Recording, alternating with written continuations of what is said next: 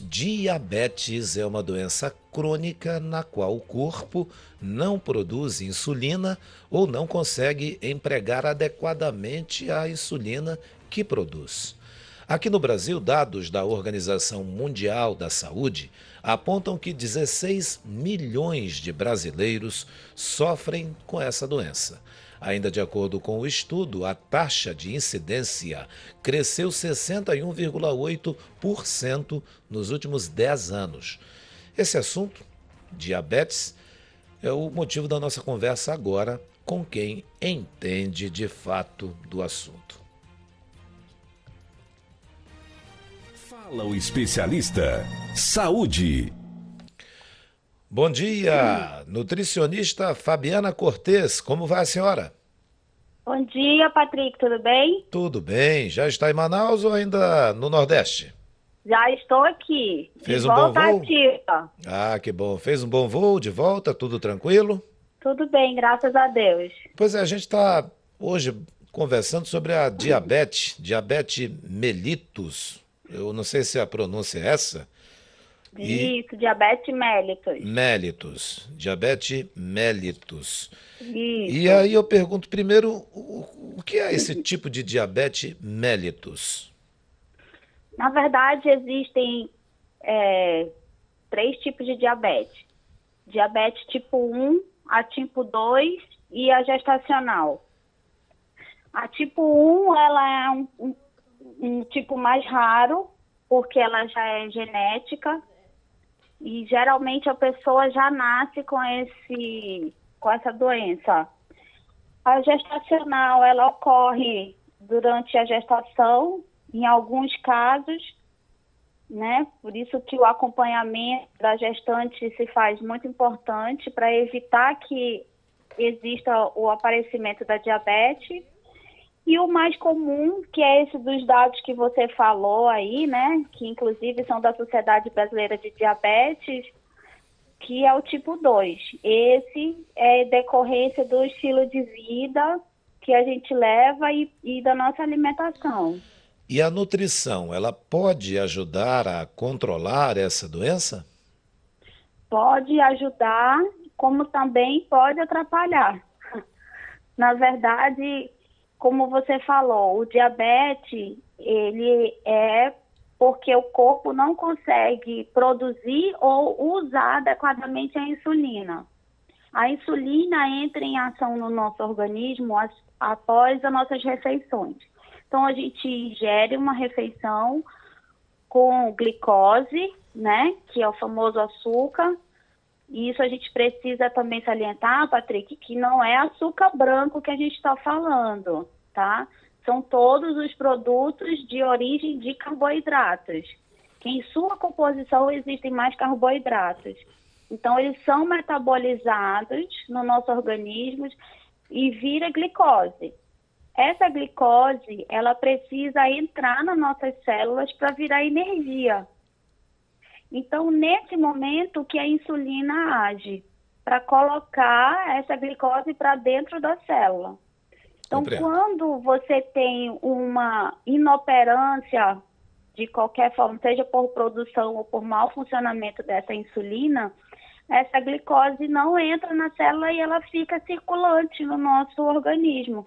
Então, por isso que quando você vai aferir ali a glicose no capilar, né, naquele da pontinha do dedo, por exemplo, você vê aquelas taxas altas de glicose, porque o corpo não está aproveitando a glicose da forma como deveria ser utilizada.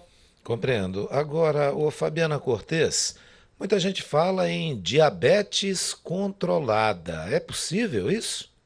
É possível, sim, através da utilização de medicamentos, da alimentação correta e de atividade física. Então, a gente precisa falar para o público que o melhor tratamento para diabetes, para controlar a diabetes, é o controle da alimentação e atividade física, além de seguir as recomendações do médico com relação à utilização dos medicamentos necessários. Gengibre pode auxiliar de forma positiva? Nós temos vários nutrientes que podem auxiliar, né, no controle da diabetes. Mas o principal que a gente poderia falar é o controle do carboidrato. Então, os carboidratos que a gente consome, por exemplo, a nossa dieta é muito favorável para o desenvolvimento de diabetes, porque a gente começa amanhã com o quê? Um pãozinho com leite, café, né? Geralmente vai um açúcar. As pessoas não têm o hábito de colocar uma proteína nesse café da manhã, mas o pãozinho está sempre presente.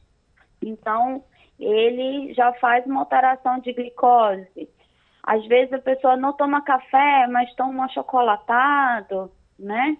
No almoço tem aquele hábito do feijão com arroz. E aqui no norte a gente tem mais a farinha, né?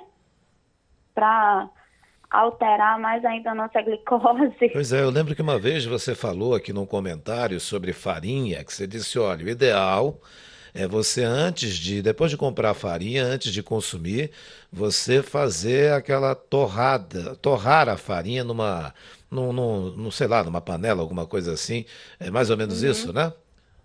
Bom, isso não influencia na glicose, porque a taxa de glicose da farinha ou de carboidrato vai se manter, né? Então, com relação a diabetes, não seria o caso. O que a gente orienta em relação a torrar a farinha seria para eliminar bactérias ou fungos que podem estar ali presentes na farinha. Então, isso não influencia na glicose. Mas é bom fazer para tirar essas bactérias aí. Isso, exatamente, para isso. Mas com relação à diabetes, o que a gente faz em controle de dieta dos pacientes é controlar o tipo do carboidrato que se consome. Então, vamos dar um exemplo, substituir o arroz branco por arroz integral, substituir o pão branco por pão integral, né? Substituir as farinhas brancas, farinha de trigo branca por farinha integral nas preparações, como macarrão, por exemplo. Agora, isso é uma orientação geral, né, Patrick?